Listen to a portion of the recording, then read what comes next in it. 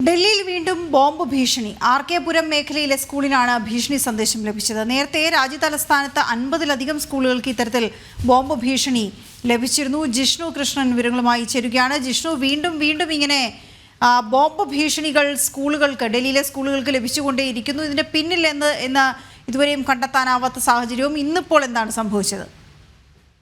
ഇവിടെ ഇന്ന് RK പുരത്തെ Delhi public school, ഒപ്പം വസന്ത് കുഞ്ചിലെ റയാൻ ഇന്റർനാഷണൽ സ്കൂൾ എന്നിവയ്ക്കാണ് ബോംബ് ഭീഷണി ഉണ്ടായിട്ടുള്ളത്. രാവിലെ 6:30 കൂടിയാണ് ഭീഷണി സന്ദേശം വിവിധ സ്കൂളുകളിലേക്ക് ലഭിച്ചത് എന്നുള്ളതാണ് ഫയർ സർവീസ് ഉദ്യോഗസ്ഥരുടെ പ്രതികരണത്തിൽ നിന്ന് മനസ്സിലാക്കിയത്. ഒപ്പം ഡൽഹി പോലീസും അഗ്നിശമന സേന വിഭാഗവും ഡോഗ് സ്ക്വാഡ്, ബോംബ് സ്ക്വാഡും സംഭവ സ്ഥലങ്ങളിലേക്ക് ഈ ഭീഷണി സന്ദേശം ലഭിച്ച എല്ലാ സ്കൂളുകളിലേക്കും എത്തി അവിടെ പരിശോധന തുടരുകയാണ്. നേരത്തെയും ഡൽഹിയിൽ 50-ലധികം സ്കൂളുകളിൽ ബോംബ് ഭീഷണി ലഭിച്ചിരുന്നു. അവിടെ പരിശോധന നടത്തിയെങ്കിലും സംശയാസ്പദമായ ഒന്നും കണ്ടെത്താൻ സാധിച്ചിരുന്നില്ല.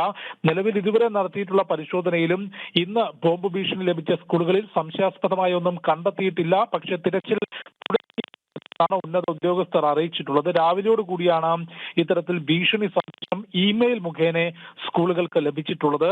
നേരത്തെ ഡൽഹിയിൽ പ്രശാന്ത് വിഹാറിൽ സ്ഫോടനം നടക്കുകയും അതിനു പിറകെ റിസർവ് ബാങ്ക് ഓഫ് ഇന്ത്യക്ക് നേരെയും. ഓക്കെ, ശരി. ജിഷ്ണു കൃഷ്ണനാണ് വിവരങ്ങൾ നൽകിയത്.